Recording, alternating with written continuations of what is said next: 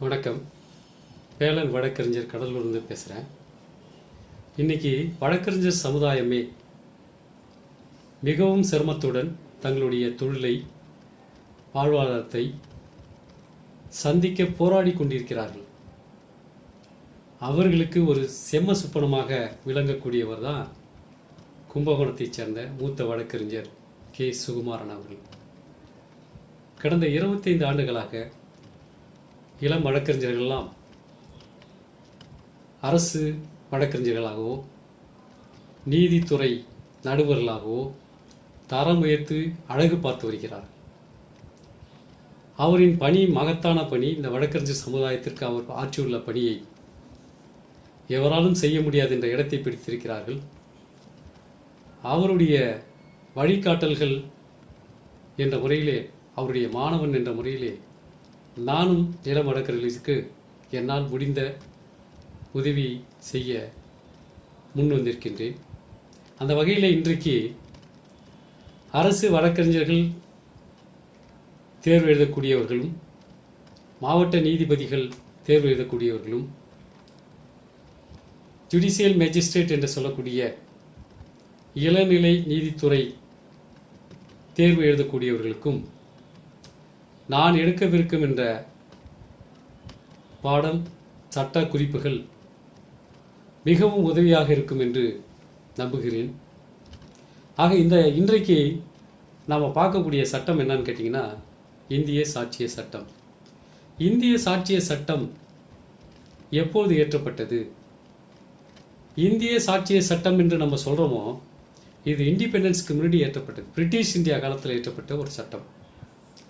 இந்த சட்டத்தை முதலாக இயற்றியவர் சர் ஹென்றி மெயின் என்பவர்.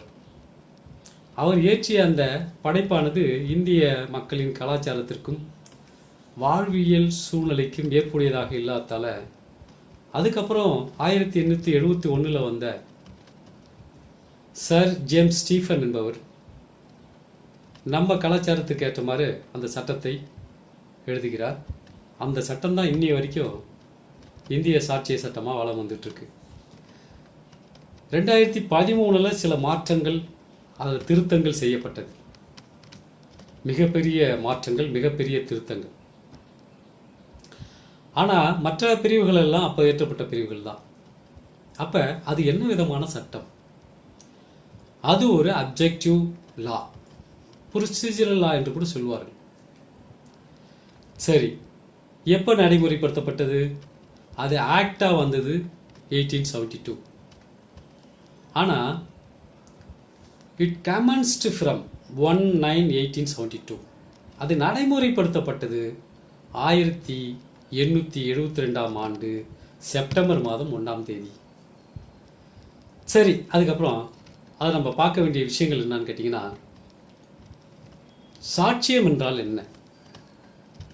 இப்போ அதை தான் பார்க்கணும். பல சட்டங்கள் ஏற்றப்பட்டிருக்கு. இப்போ இந்த சட்டம்னா it is a common law to civil and criminal nature.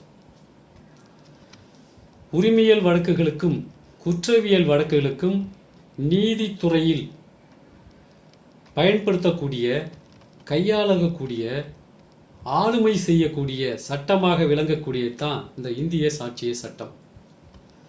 சரி, அந்த சாட்சியத்தை நீதிமன்றங்கள் எவ்வாறு ஆய்வு செய்கிறது, எவ்வாறு எடுத்துக்கொள்கிறது என்பதை பற்றி தான் நம்ம இன்றைக்கி சுருக்கமாக பார்ப்போம். இன்றைக்கி ஒரு 10 நிமிஷம் கிளாஸ் இதை முடிச்சுட்டு வாரத்தில் 3 கிளாஸ் எடுப்பதாக முடிவு செய்திருக்கிறேன். உங்களுக்கு நான் எடுக்கக்கூடிய இந்த பாடம், இந்த முறை, இந்த எளிய நடை பிடித்திருக்குன்னா என்னை பின்பற்றுங்க. ஆக சாட்சியம் என்பது, அதுக்கு ஒரு இலக்கணம் டெய்லர்ன்ற ஜூரிஸ்ட் சொல்லிருக்கார். சாட்சியம் என்பது நீதிமுறை ஆய்வில் அல்லது பரிசீலனையில் நிகழ்வு ஒன்றினை அல்லது பிரச்சனை ஒன்றினை மெய்ப்பிப்பதற்காகவோ அல்லது பொய்ப்பிப்பதற்காகவோ உதவத்தக்க சட்டமுறை சாதனங்கள், அதுதான் சாட்சியம். அந்த சட்டமுறை சாதனங்கள் அதெல்லாம் என்ன அப்படின்னா நமக்கு தெரிஞ்ச வரையில் என்ன விதமான சட்டமுறை சாதனைகள் இருக்கு. அப்போ பார்த்தீங்கன்னா சூழ்நிலை சாட்சியம், சர்க்கம்டென்ஷியல் எவிடன்ஸ், அதை பற்றி குறிப்பாக பிரிவுகள் 6, 7, 8 கூட நம்ம அதை பற்றி பார்த்து புரிஞ்சுக்கலாம் என்ன சட்டமுறை எவிடன்ஸ்னு சொல்லிட்டு. அப்புறம் பார்த்தீங்கன்னா direct evidence. Direct evidence means நேர்நிலை சாட்சியம். அதுக்கப்புறம் பார்த்தீங்கன்னா எக்ஸ்ட்ரின்சிக் எவிடன்ஸ் என்று சொல்லக்கூடிய பெரல் எவிடன்ஸ் கூட சொல்லுவாங்க. பெரல் எவிடன்ஸ்னா புறநிலை சாட்சியம். அதே பாருங்க இன்ட்ரின்சிக் எவிடன்ஸ் என்றால் அகநிலை சாட்சியம். அதுக்கப்புறம் பார்த்தீங்கன்னா ஹியர்சே எவிடன்ஸ் கேள்வி நிலை சாட்சியம். ஓரல் எவிடன்ஸ் ஆவண சாட்சியம் அல்லது பத்திர சாட்சியம் என்று சொல்வார்கள். அதுதான் ஓரல் எவிடன்ஸ்னா வாய்மொழி சாட்சியம் என்று சொல்வார்கள். ஆனால் ஆவண சாட்சியம் என்பது தான் டாக்குமெண்ட் எவிடன்ஸ் என்று சொல்லக்கூடிய ஆவண சாட்சியம் அல்லது பத்திர சாட்சியத்தை அவ்வாறு சொல்வார்கள். அதிலே பாருங்க பிரைமரி எவிடன்ஸ் முதல் நிலை சாட்சியம் அல்லது செகண்டரி எவிடன்ஸ் துணைநிலை சாட்சியம். இதெல்லாம் நம்ம ஆய்வுக்கு உட்படுத்தக்கூடிய ஒரு சாட்சியங்களாக நீதிமன்றங்கள் கையாளுகின்றது. ஆக இதை தவிர்த்து சயின்டிஃபிக் எவிடன்ஸ் அறிவியல் சாட்சியங்கள், அதை ஆய்வுக்கு உட்படுத்தக்கூடிய சயின்டிஃபிக் சாட்சியங்களை ஆய்வுக்கு உட்படுத்தக்கூடிய எக்ஸ்பர்ட்ஸ் இருப்பாங்க. அதை தான் தேர்ட் பார்ட்டி எவிடன்ஸ் என்று நாம் சொல்வோம். ஆக இந்த மாதிரி சாட்சியங்களை எல்லாம் நீதிமன்றங்கள் எவ்வாறு ஆய்வு செய்கிறது, அந்த ஆய்வை பற்றி நாம் புரிந்து கொள்ளக்கூடிய விஷயம் என்ன, 3 விதமான எவிடன்ஸை தான் நீதிமன்றங்கள் விசாரணைக்கு எடுத்துக்கொள்கின்றன, ஆய்வுக்கு பரிசீலனை செய்கிறது, ஆய்வுக்கு உட்படுத்தி பரிசீலனை செய்கிறது. என்ன 3 விதமான, அதை பேஸ் பண்ணி தான் எல்லா எவிடன்ஸும் வருது. ஒன்று பார்த்தீங்கன்னா ஓரல் எவிடன்ஸ் வாய்மொழி சாட்சியம். 2 டாக்குமெண்ட்ரி எவிடன்ஸ் பத்திர சாட்சியம் அல்லது ஆவண சாட்சியம் என்று சொல்வார்கள். இங்கிலீஷ்லால ரியல் எவிடன்ஸ் என்று சொல்லக்கூடிய அந்த 3வது சாட்சியமானது என்னன்னு கேட்டிங்கன்னா இந்தியன் லாவில் மெட்டீரியல் ஆப்ஜெக்ட் என்று சொல்வார்கள். இந்த 3 அடிப்படையாக கொண்டுதான் எல்லா சாட்சியங்களும் ஏற்றப்படுகிறது. சரி, இந்த சாட்சியங்களை, இந்த சாட்சிய சட்டத்தை நீதிமுறை நடவடிக்கைகளிலே நீதிமன்றங்கள் எப்படி ஆய்வுக்கு எடுத்துக்கொள்கிறது அப்படின்னா சுருக்கமாக சில விஷயங்களை சொல்கிறேன். அதுக்கப்புறம் நாளைய வகுப்பில், வாரத்தில் 3 வகுப்புன்னு சொல்லக்கூடிய அந்த வகுப்பில் மற்ற விஷயங்களை 1 by 1 இப்போ சொன்னதை டீட்டெயிலாக நான் சொல்கிறேன். உதாரணமாக பாருங்கள், பிரிவு 4 அனுமானத்தை பற்றி கூறுகிறது. இந்திய சாட்சிய சட்ட பிரிவு 4 அனுமானத்தை பற்றி. அதிலே பாருங்கள், நீதிமன்றம் அந்த அனுமானத்தை பற்றி 3 விதமான அனுமானங்களை கையாண்டு ஆய்வுக்கு உட்படுத்துகிறது. ஒன்று மே பிரிசிம் என்று சொல்லக்கூடிய அனுமானிக்கலாம், அனுமானிக்காமலும் இருக்கலாம். சல் பிரிசிம் என்று சொல்லக்கூடிய அனுமானித்தல் ஆக வேண்டும். அப்ப அந்த பிரிவுகளிலே பாருங்க, the court may presume the following items. அப்ப நீதிமன்றங்கள் கீழ்கண்ட விடயங்களை அனுமானித்தாலும் அனுமானிக்கலாம் அல்லது அனுமானிக்காமலும் விட்டுவிடலாம். மே R may not. This is not a compulsion one. 2வது கேட்டகரி பாருங்க, செல்ஃப் ரிசீவ். செல்ஃப் ரிசீவ் என்பது நீதிமன்றம் அனுமானித்தே ஆக வேண்டும். அந்த பிரிவில் பார்த்தீங்கன்னா the court shall presume the following items. இந்த பிரிவில் உள்ள விடயங்களை நீதிமன்றம் அனுமானித்தல் ஆக வேண்டும். அப்படின்னா என்ன அனுமானித்தல் ஆக வேண்டும்னா, அந்த விடயங்களை நீதிமன்றம் நம்ப வேண்டும் அப்படின்ற அர்த்தம். அந்த விடயத்தில் அந்த பிரிவில் சொல்லப்பட்டுள்ள சங்கதிகள் நம்பியாக வேண்டும். அடுத்தது மூணாவது ஒரு கேட்டகரி பாருங்க, கன்க்ளூசிவ் ப்ரூஃப். அப்படி என்றால் அறுதியிட்ட நிரூபணம்.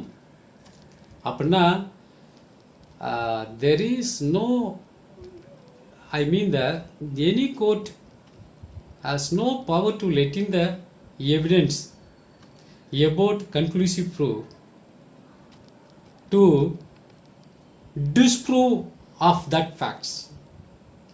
அறுதியிட்ட நிறுவனத்தை பற்றி எந்த நீதிமன்றமும் சாட்சியம் விட முடியாது. அப்படிதான் அதை சொல்லப்படுது. அப்போ அது அறுதியிட்ட நிறுவனம். ஆனால் இது ரெண்டு பாருங்க, மே பிரிசிம் சல்ஃப் பிரிசிம் என்ன சொல்றாங்கன்னா, நீதிமன்றம் அதை ஏற்றுக்கொண்டாலும் ஏற்றுக்கொள்ளலாம், மே பிரிசிம் ஏற்றுக்கொள்ளாமல் விட்டாலும் விடலாம். ஆனால் சல்ஃப் பிரிசிமை ஏற்றுக்கொள்ள வேண்டும். ஆனால் இது ரெண்டுத்தையும் வழக்காளிகளுக்கு நீதிமன்றத்திலே நியாயம் தேடி வருவர்களுக்கு ஒரு வாய்ப்பாக என்ன சொல்றாங்கன்னா, ரிவர்ட்டபிள் பிரசம்ப்ஷன் என்று சொல்கிறார்கள். ரிவர்ட்டபிள் பிரசம்ப்ஷன் என்றால் பொய் என்று நிரூபிக்கக்கூடிய அனுமானமாக அவர்கள் அதை பயன்படுத்தி கொள்ளலாம்.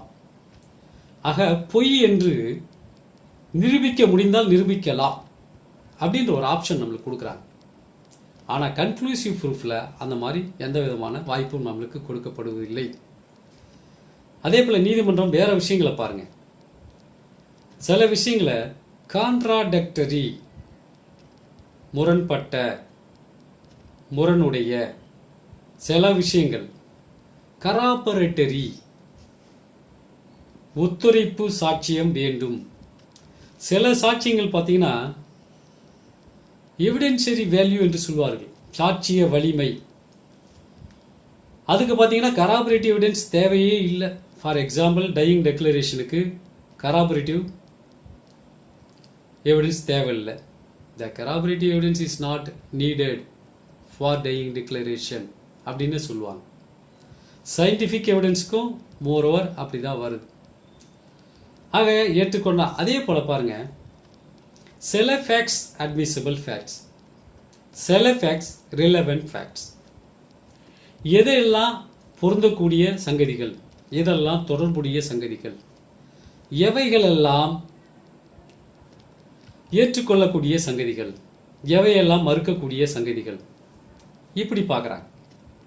இன்னும் சில பிரிவுகள் பார்த்தீங்கன்னா டிட்டர்மினேஷன் என்று சொல்கிறார்கள். அதாவது ஒரு விடயத்தை தீர்மானம் செய்வதற்காகவே இந்த சட்டத்தில் சில பிரிவுகள் இருக்கு.